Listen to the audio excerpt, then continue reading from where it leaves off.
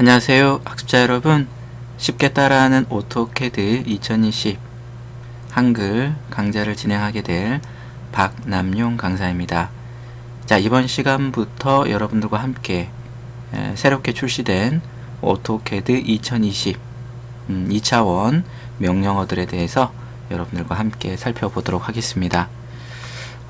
우선 저희가 첫 번째 차시, 즉 첫 번째 시간이기 때문에 오토캐드라는 프로그램을 어떻게 저희가 설치를 하는지 그 설치 방법부터 시작해서 기본적인 화면의 구성과 그리고 여러분들이 알아두셔야 될, 기본적으로 알아두셔야 될 주요 단축키라든지 기능 키들에 대해서 여러분들과 함께 살펴보도록 하겠습니다. 앞서 말씀드린 것처럼 오토캐드의 소개 및 설치, 그리고 화면 구성과 주요 메뉴, 그리고 화면 표시와 제어 기능, 파일 체계와 관리, 그리고 주요 핫키, 그리고 작업 명령의 크기와 작업 단위 설정에 대해서 구체적으로 여러분들과 함께 살펴볼 텐데요. 우선적으로는 이 오토캐드라는 프로그램이 어떤 프로그램인지 그 개념을 먼저 알고 진행을 하셔야 되겠죠. 이 강좌를 수강하시는 학습자님들 대부분이 오토캐드를 처음 배우시는 분들이라고 생각이 됩니다. 막연히 우리가 오토캐드라 그러면 캐드 이런 컴퓨터 소프트웨어를 이용해서 도면을 작성하는 그런 프로그램으로 우리가 생각을 하고 있잖아요. 근데 실제적으로 캐드라는 것은 컴퓨터 어리드 디자인 앤 드래프팅이라고 해서 디자인과 그 다음에 도면을 작성하기 위해서 도움을 주는 그런 어떤 컴퓨터 프로그램을, 컴퓨터 시스템을 우리가 이제 CAD라고 얘기를 합니다. 즉 컴퓨터를 활용한 설계를 의미하는 거겠죠. 단순히 도면만 그리는 것이 아니라 분석이라든지 해석, 편집을 함께 제공하고 있고, 그리고 이를 통해서 설계 도면의 어떤 각종 수량이나 물량 산출, 그 다음에 견적서 작성, 그 다음에 다양한 자료의 관리 등의 도움을 받을 수 있다고 볼 수 있겠습니다. 더불어서 현재 오토캐드는 MS 오피스, 엑셀이라고 우리가 잘 알고 계시죠? 엑셀이라든지 파워포인트라든지 뭐 다양한 MS 오피스 군과, 그리고 3D 맥스, 3ds 맥스인데 그죠? 뒤에 s가 빠졌네요. 자, 3D 맥스라든지 구글 스케치업, 지금은 이제 트림블 스케치업으로 바뀌었죠. 그리고 이제 포토샵 등의 다양한 디자인 소프트웨어와 상호 호환, 연동이 굉장히 자유로워지면서 보다 폭넓게 그리고 보다 다양한 업무에 활용이 되어지고 있다고 볼 수 있습니다. 지금 우리 학습자님들께서 수강하시는 이 과정은 2차원 과정이죠. 근데 이 CAD라는 것은 2차원 뿐만 아니라 3차원 및 렌더링 기법을 적용해서 보다 실제적인 설계 이미지를 구현하게끔 또 하고 있습니다. 그래서 이번 쉽게 따라하는 오토캐드 2020 2차원 강좌를 수강하신 분들은 추후에 쉽게 따라하는 오토캐드 2020 3차원 강좌를 추가로 학습을 하시면 오토캐드 2020의 전반적인 내용들을 다 살펴보신다라고 이해하시면 좋을 것 같습니다. 최근에 출시된, 최근이 아니죠, 이미 2010년 중반부터 출시된 오토캐드 버전은 기존의 오토캐드 버전에서의 명령을 그대로 유지하면서도 한층 우리가 이제 성능 면에서, 기능 면에서 업그레이드된 명령어들을 선보이고 있고요.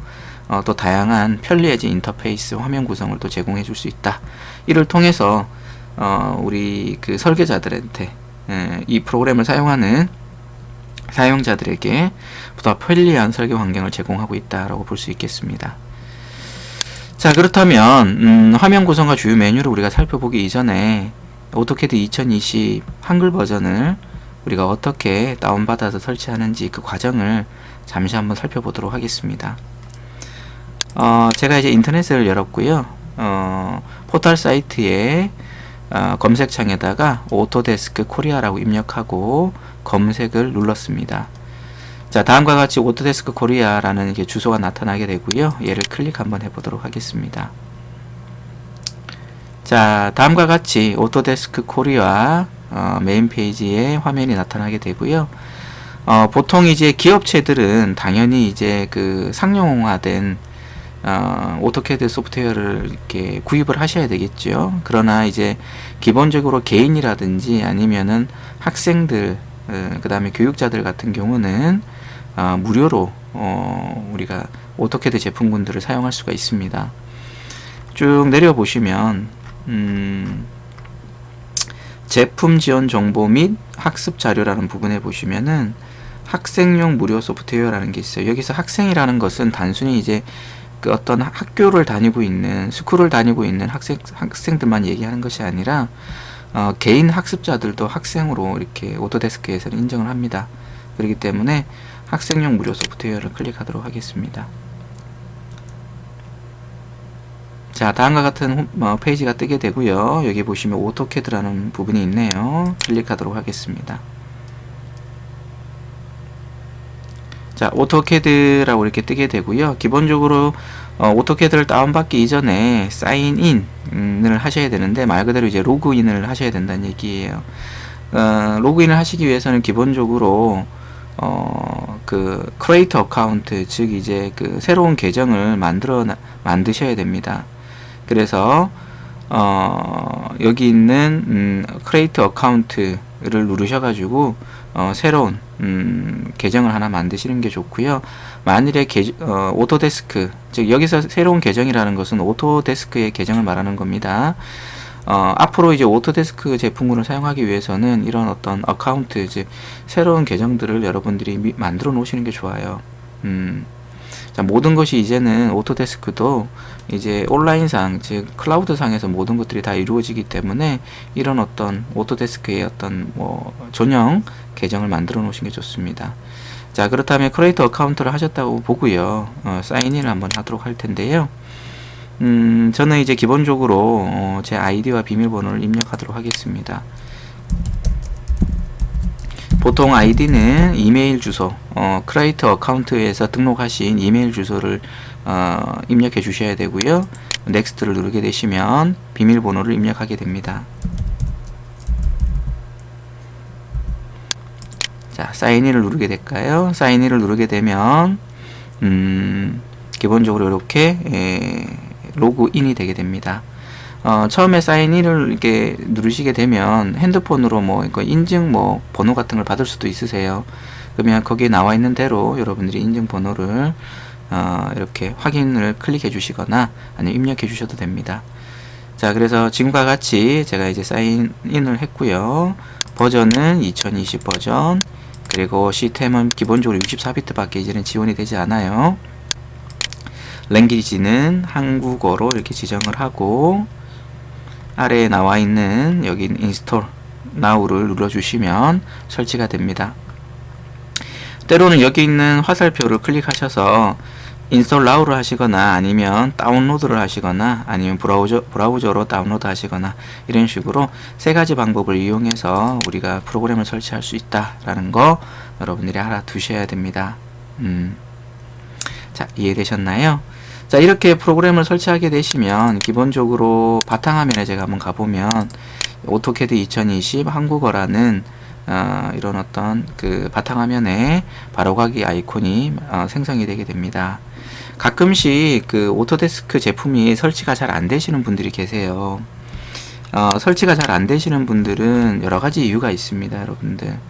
그럼 무슨 뜻이냐면 시스템이 64비트가 아닐 수도 있고요. 그 다음에 윈도우 자체가 좀 업그레이드 되지 않은 좀 오래된 윈도우를 사용하시는 분들도 계세요.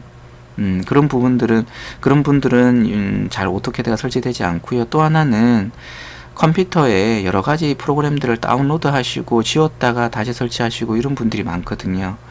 게임을 많이 설치하셨다 지우신다든지 그러면 우리가 속된 말로 우리가 이제 흔한 말로 보통 그 그리드가 많이 생깁니다. 그래서 악성 코드라든지 이런 것들도 많이 생길 수가 있고요. 그렇기 때문에 이 오토캐드 제품군이 잘 설치가 잘 안 되는 경우들이 많이 있습니다. 그래서 그런 경우는 정말 좋은 방법은 한번 포맷을 하셨다 하시는 게 굉장히 좋고요. 중요한 데이터는 당연히 옮겨 놓으셔야 되겠죠. 그렇지 않으면 오토데스크에 그 제품 설치와 관련된 여러 가지 그 Q&A가 있습니다. 뭐 고객 문의라든지 뭐 이런 것들이 있죠, 그죠? 자, 지금 제가 고객 문의를 눌렀는데요. 도움말 및 지원이라고 이렇게 되어 있습니다. 도움말 및 지원을 한번 눌러보도록 하겠습니다.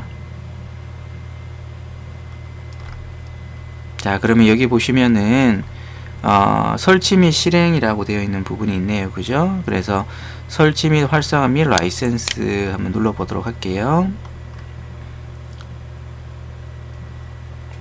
자, 그러면은 뭐 여기 보시면 기본 제품 설치 한 대의 컴퓨터에 성공적으로 설치하기 위한 경로라고 되어 있고요. 그 다음에 뭐 제품 활성화 방법이라든지, 그리고 뭐 단일 컴퓨터의 설치 뭐 이런 부분도 있어요.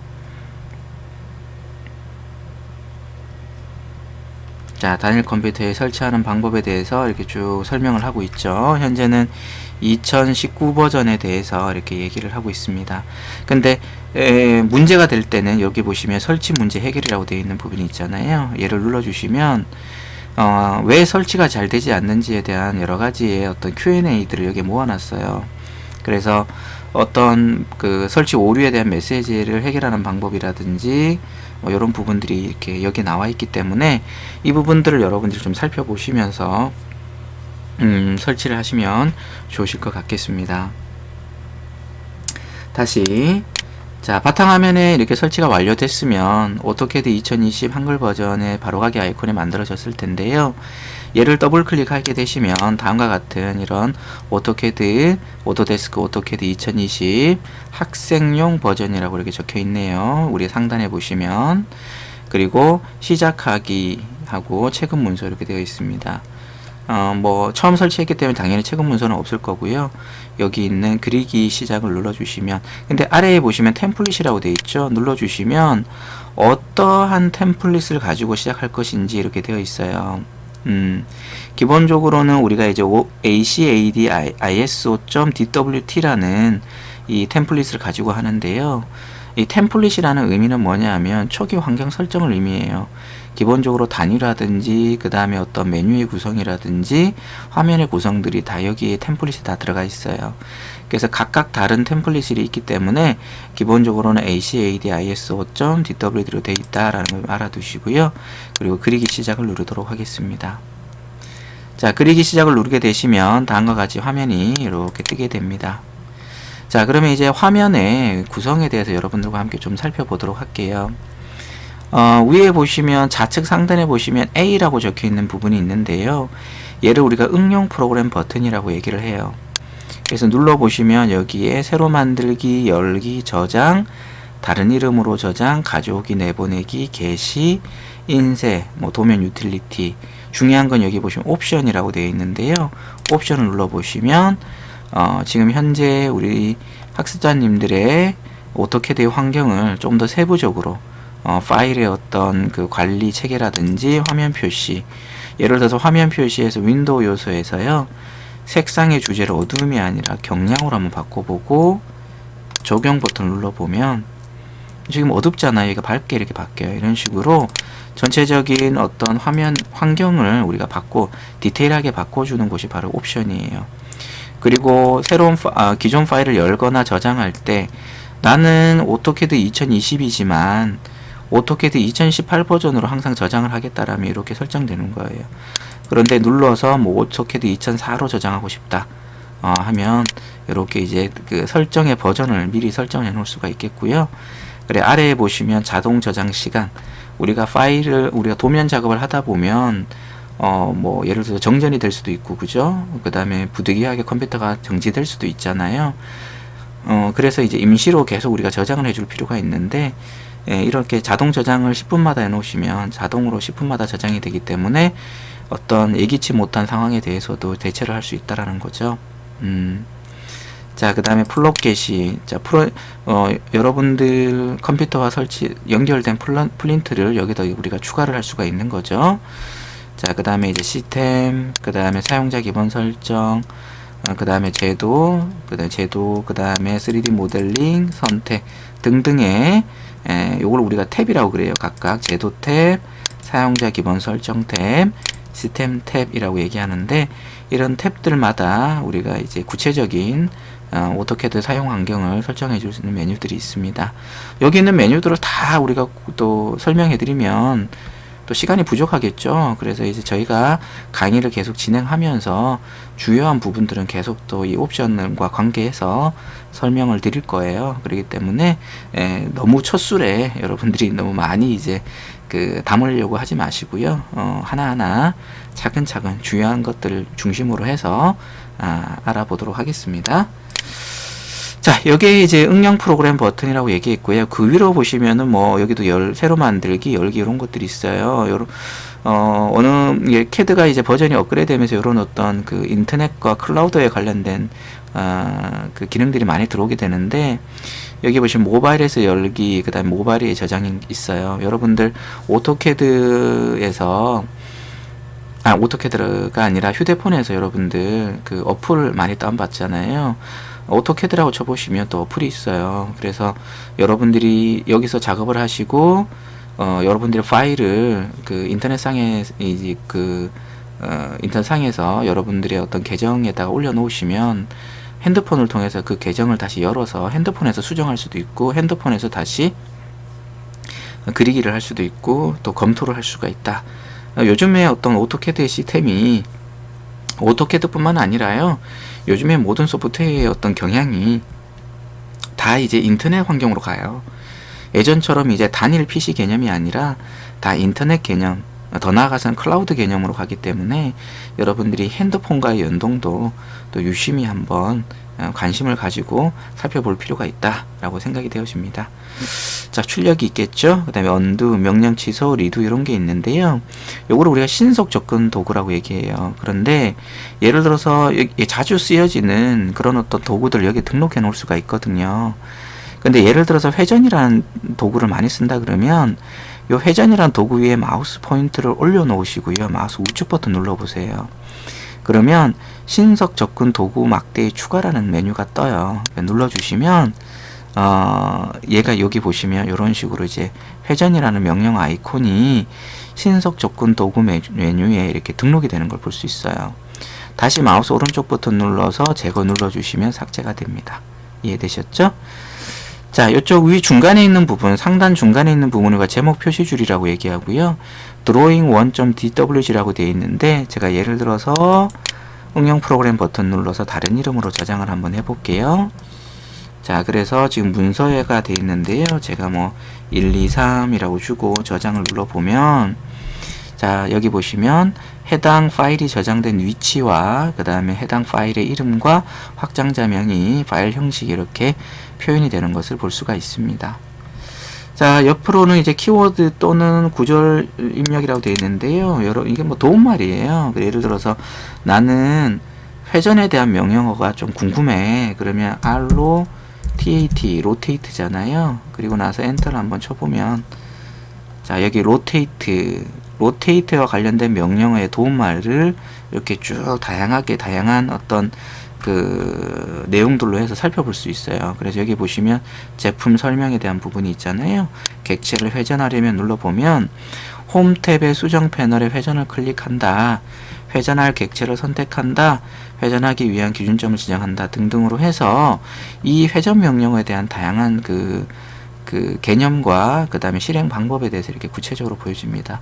따로 뭐 오토캐드 책을 살 필요가 없겠죠. 그죠? 그런데 이제 오토캐드 책을 우리가 구입하는 이유는 조금 더 다양한 예제라든지 이런 내용들이 조금 전문화되어 있기 때문에 조금 더 사용자 입장에서 풀어 쓴 것이 이제 책들이잖아요. 그래서 여러분들이 그래도 이 도움말, 기존의 오토캐드를 좀 사용하셨던 분들은 이 도움말을 좀 사용하시면 좀 좋지 않을까라는 생각이 좀 듭니다.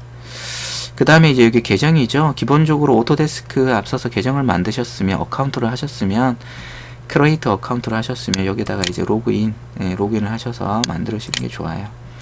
그리고 옆에 보시면 이제 오토데스크 어플 스토어라고 되어 있는데요. 오토캐드도 이 기본 기능만 가지고 있는 게 아니라 다양한 어떤 플러그인들을 설치해 줄 수 있어요.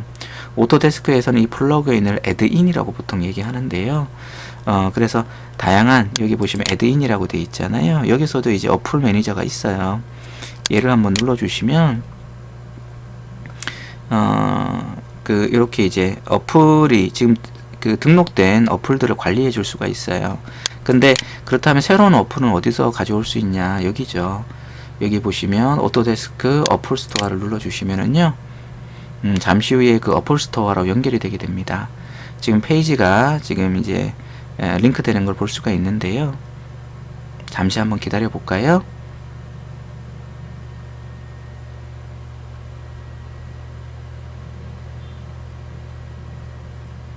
자, 지금 보시면 오토캐드 스토어라고 되어 있잖아요. 그래서 오토캐드에서 사용할 수 있는 다양한 어플들이에요. 그래서 뭐 스케쳐 임포트 플러그인부터 시작해서 요즘 스케치업과 굉장히 많이 연동을 하잖아요. 그래서 이런 다양한 어플들 여러분이 깔 수가 있으세요. 이해되셨죠?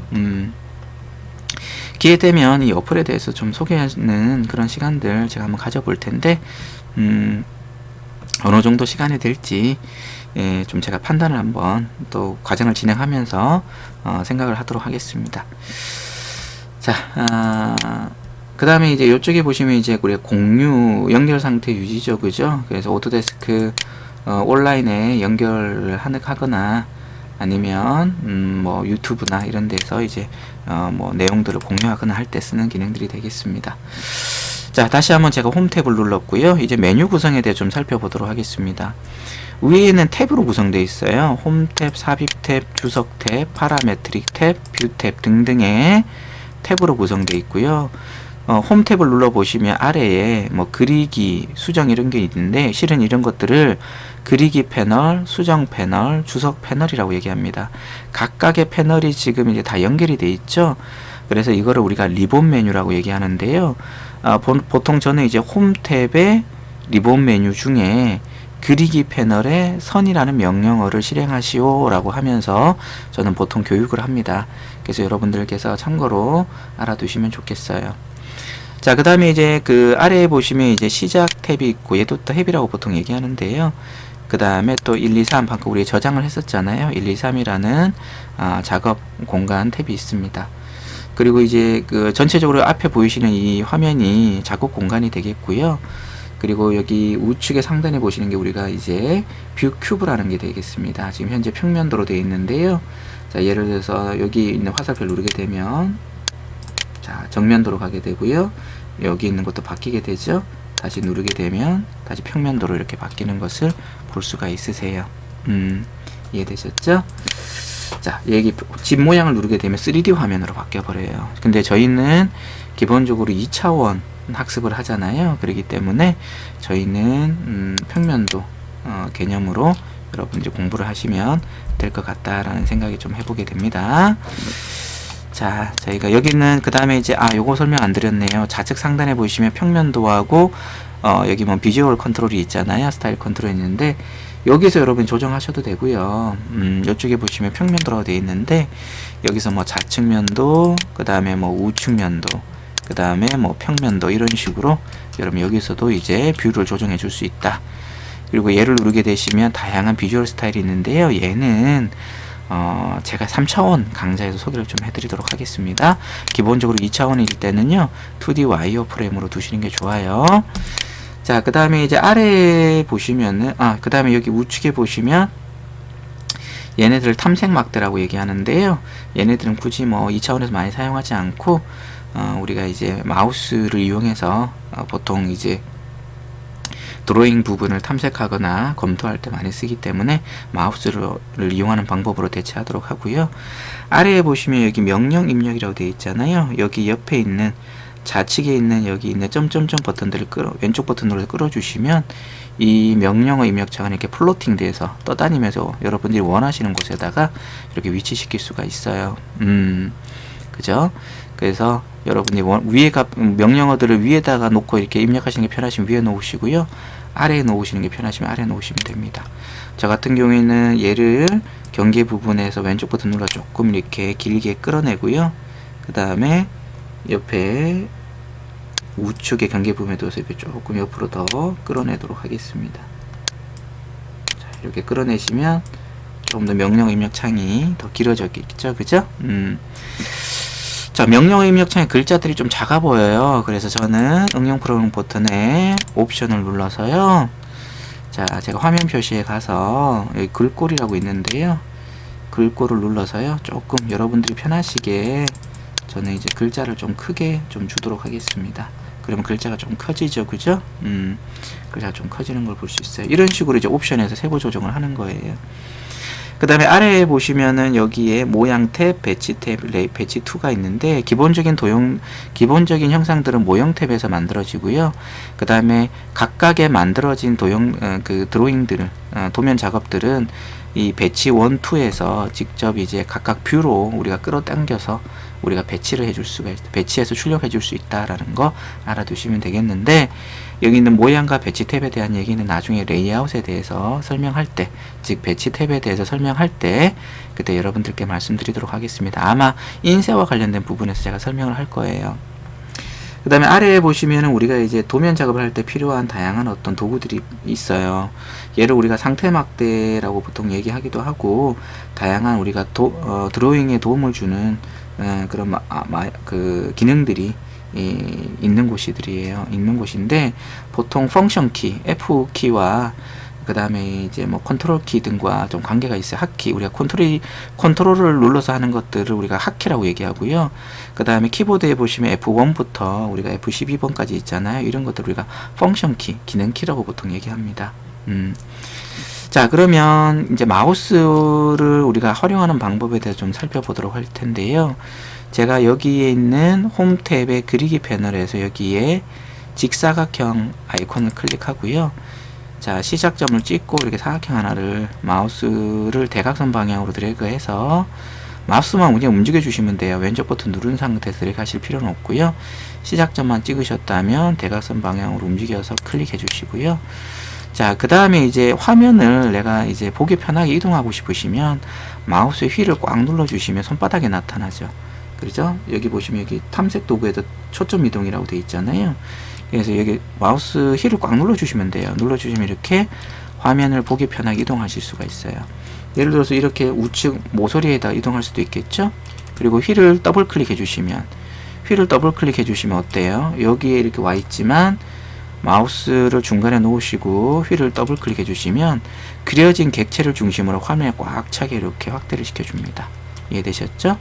그리고 화면을 줌인 줌아웃 하시려면, 확대 축소 하시려면 휠을 돌렸다가 당겼다가 돌렸다가 당겼다 하시면 되는데, 이 줌인 줌아웃을 할 때도 이제 팁이 있어요. 뭐냐면 지금 화면상에 십자가가 보이시죠? 이게 마우스 포인터하고 같다고 보시면 되는데, 이 십자가의 위치를 확대하고 싶은 곳에다가 근처에다가 이렇게 놓아 주시고요.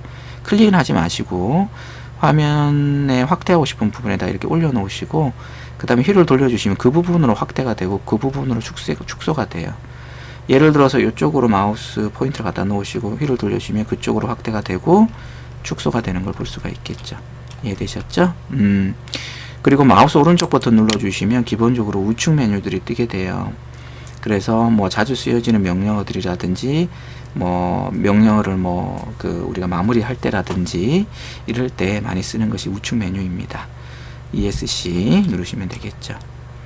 다시 아래에 보시면 이게 우리가 명령어 입력창인데, 이 명령어 입력창 굉장히 중요해요. 뭐냐면 지금은 이제 이런 어떤 리본 메뉴로 이제 우리가 구성이 돼 있어요. 우리가 학습하기 편하게. 무슨 뜻이냐, 다 어떤 명령어들인지 이 그림을 보고 다 알 수 있죠. 이거는 선을 그리는 것이고, 파란색 점들은 클릭하는 위치점을 얘기하는 거예요.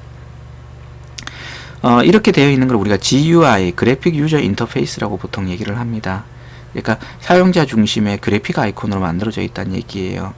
그러니까 요즘에 대부분의 어떤 그 프로그램들이 다 그래픽 아이콘으로 다 만들어져 있는데, 오토캐드는 처음부터 그래픽 아이콘으로 되어 있는 것이 아니라 CUI, 즉 우리가 이제 문자 입력 방식으로 되어 있었어요. 그래서 여기 명령 입력창에 지금은 제가 여기 선이라는 명령어를 클릭하고 이렇게 선을 클릭해서 그리잖아요.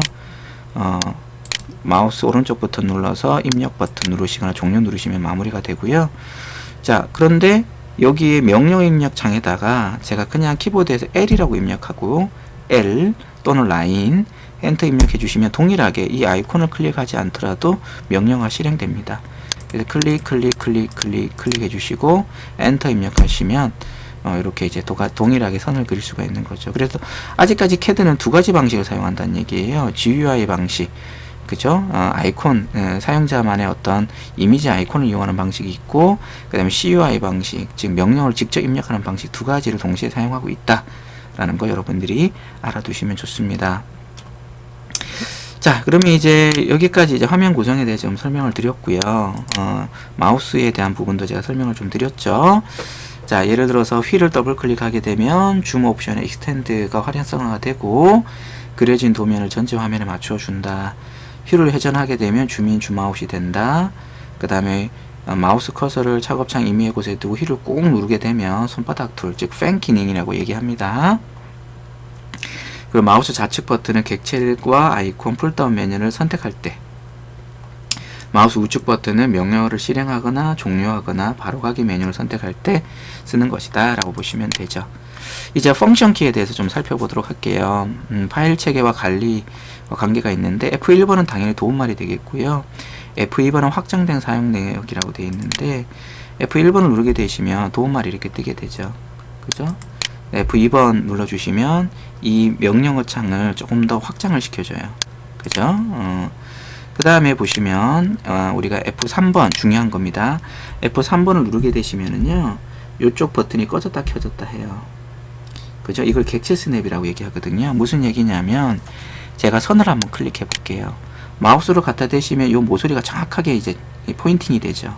녹색 아이콘이 나타나면서, 그죠? 녹색 어떤 객체 스냅이 나타나는데, 이렇게 객체 스냅이라는 것은 내가 원하는 지점을 정확하게 우리가 선의 중간점이라든지 선의 끝점이라든지 이런 것들을 정확하게, 아니면 선의 교차점 이런 것들을 정확하게 포인팅 할 수 있도록, 거기에서부터 이제 그리기가 시작될 수 있도록 이렇게 해주는 것이 객체 스냅 F3번 기능이에요. 근데 F3번을 누르게 되면 요 아이콘이 이제 사라지게 되잖아요. 그러면 다시 한번 제가 선을 눌러서 갖다 대보면 나타나지가 않아요. 그래서 여러분들이 원하시는 정확한 포인팅 위치를 우리가 지정할 수가 없다라는 거죠. 그래서 객체 스냅을 온오프 해주는 기능이다 라고 볼 수 있겠습니다. 그 다음에 이제 F4번은 3D 객체 스냅이라는 거고요. 3D용 객체 스냅을 켜거나 끌 수 있다라는 거고, F5번은 2D 등각 평면 설정을 순환한다 라고 되어 있는데요. 이거는 이제 우리가 나중에 스냅이라는 명령을 배웠을 때 그때 한번 살펴보도록 하겠습니다. F4번은 3D와 관계되는 거고요. F6번도 동적 UCLS라 해서 3D와 관계된 거예요. F7번은 이제 2차원과 관계된 건데, 얘도 이제 굉장히 중요하죠. 뭐냐면은 지금 이 검정색 화면 위로 격자 그리드가 보이실 텐데요. F7번을 누르게 되면은 얘가 사라졌다 없어졌다 해요. 그죠? 이럴 때 쓰는 것이 우리가 그리드 온오프다. 여기 F7번 눌러 보시면 여기 있는 아이콘이 지금 꺼졌다 켜졌다 하는 걸 볼 수 있으실 거예요. 그죠? 그 다음에 F8번은 직교인데요. 이것도 제가 선 명령을 할 때 좀 알려드릴 텐데, 선을 클릭하고 시작점을 찍잖아요. 그럼 마우스로 다음 점을 지정하기 위해서 마우스를 움직여보면 이렇게 자유롭게 움직이죠. 그런데 F8번을 눌러보면 무조건 수평 수직으로만 움직여요.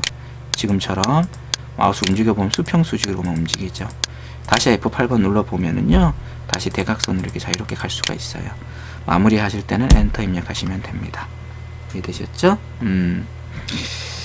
자, 그 다음 이제 F9번은 그리드 스냅이라고 얘기하고요. 커서의 움직임을 그리드 간격으로 제한해 주는 건데, F9번과 F10번은 제가 이제 설명을 못 드려요. 왜냐하면은 제가 이 화면을 지금 그 동영상으로 이쁘게 캡처를 하고 있거든요. 그런데 F9번하고 F10번이 같은 그 기능키를 써요. 캡처 프로그램과. 그래서 그냥 내용으로만 잠시 설명해 드리고 가도록 하겠습니다. F9번 같은 경우에는 그리드 간격을, 커서의 움직임을 그리드 간격에 의해서 제한하는 거고요. F10번은 지정한 각도로 커서를 이동할 때 쓰는 겁니다. F11번 같은 경우에는 객체 스냅 추적이라 그래서요. 특정 객체에 존재하는 두 개의 어떤 그 점을 이용해 가지고 정확한 어떤 그 다음에 어떤 그 두 점과 관계된 다음의 점을 추적할 때 우리가 쓰는 걸 F11번입니다.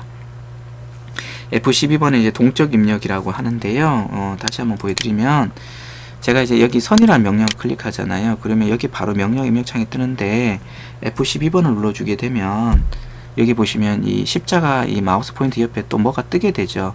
그래서 무슨 수치값이라든지 뭐 이런 어떤 좌표값을 입력할 때 여기 아래다 입력하지 않고 바로 이 마우스 포인트 옆에다서 바로 여러분들이 보는 시야에서 입력할 수 있도록 도와주는 것이 우리가 이제 동적 입력착인데 오히려 불편해요. 그래서 이제 F12번은 그냥 꺼주시는 게 좋습니다.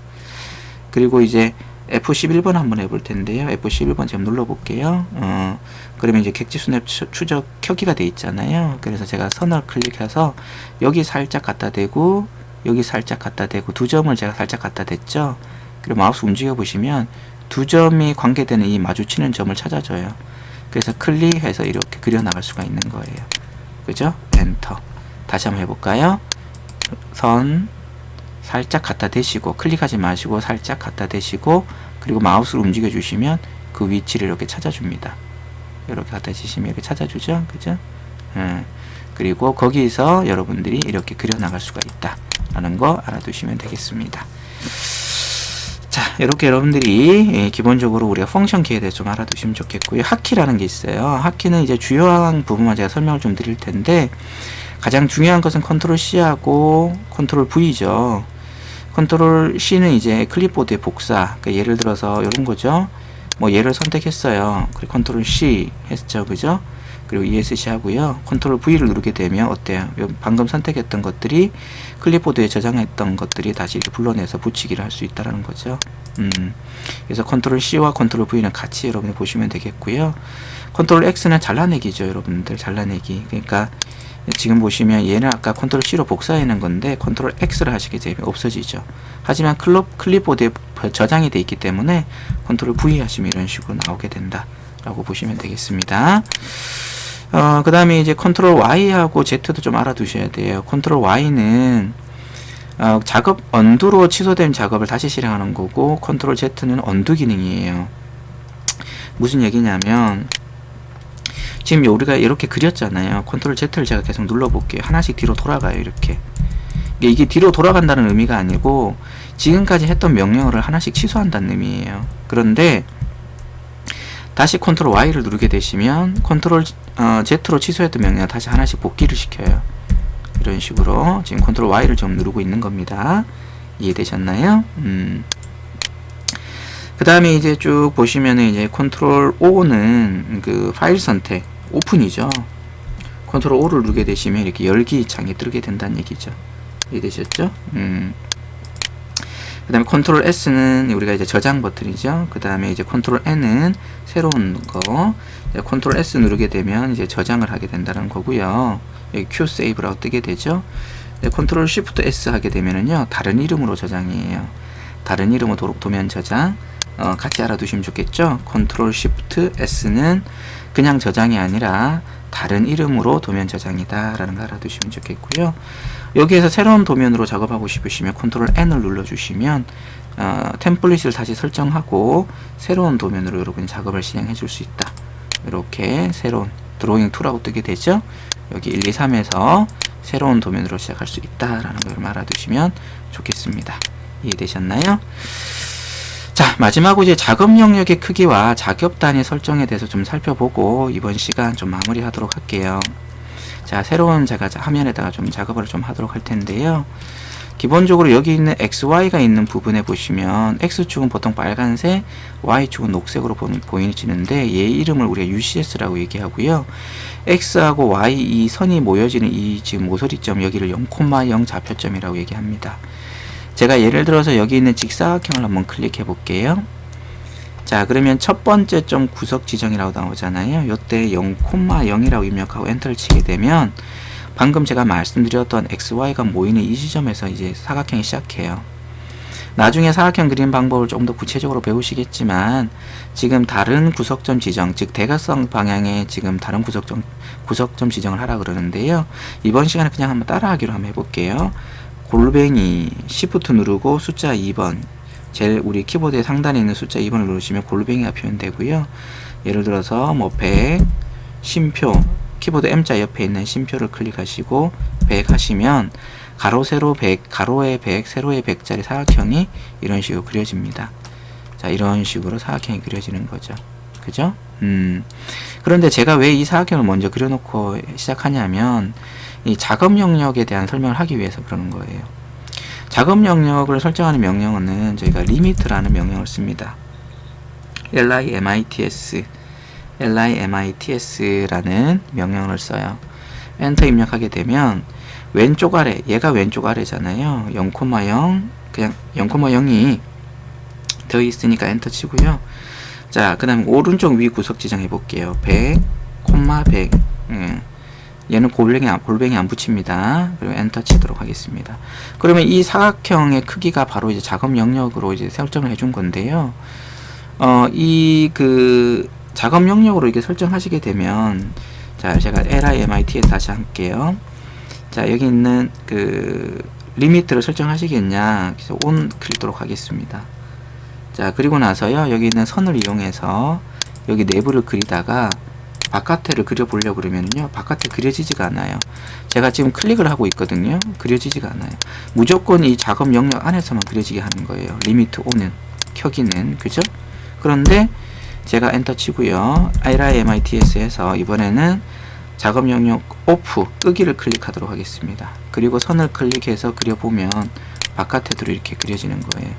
그래서 리미트라는 것은 특정 작업 영역을 만들어서 우리가 그 작업 영역 외에서는 드로잉이 되지 않도록, 그리기가 되지 않도록 하는 것이 리미트 기능이다 라고 여러분이 알아두시면 좋은데, 실은 많이 쓰지는 않아요. 그래서 여러분들 앞으로 저희 학습을 함께 하시기 위해서는요, 그냥 리미트 입력하시고요, 그리고 끄기 해 놓으시는 게 좋습니다. 끄기 해 놓으시는 게 좋아요. 이해되셨죠? 자, 그리고 이제 그 단위는 우리가 이제 units라는 명령을 쓰거든요. units, units라는 명령을 쓰게 되면, 자, 기본적으로 우리가 그 밀리미터 단위는 이제 10진이라고 보통 얘기해요. 데시멀. 그리고 각도도 데시멀로 표현이 돼야 되고요. 10진 도수로. 정밀도라는 것은 소수점 몇째짜리로 갈 것인지, 저는 뭐 넷째짜리를 기본으로 캐드는 기본적으로 소수점 넷째짜리 기본으로 하고요. 각도는 뭐 소수점 뭐 첫째짜리까지 하겠다. 이런 것을 이제 설정해 줄 수가 있겠고요. 그리고 삽입 축적은 밀리미터로 하겠다. 그리고 확인 눌러 주시면 기본적으로 여기 드로잉 되어지는 모든 그 단위는 밀리미터 단위로 우리가 생각하시면 되겠습니다. 이해되셨나요? 자, 이번 시간 좀 긴 얘기를 했었죠. 오토캐드의 소개부터 시작해서 설치, 화면 구성과 주요 메뉴, 화면 표시와 제어 기능, 파일 체계와 관리 및 주요 하키, 작업 영역의 크기와 작업 단위에 대해서 설명했는데요. 좀 긴 시간이었지만 첫 시간이 굉장히 중요한 시간이에요, 여러분들. 그렇기 때문에 첫 시간의 내용들을 여러분이 잘 인지하시면 좋으실 것 같다라는 당부를 드립니다. 자, 쉽게 따라하는 오토캐드 2020 2차원 한글 강좌 첫 시간 강의는 여기서 마무리하도록 하고요. 다음 강좌부터 조금 더 드로잉 명령을 위주로 해서 여러분들과 함께 살펴보도록 하겠습니다. 긴 시간 수고 많으셨습니다. 감사합니다.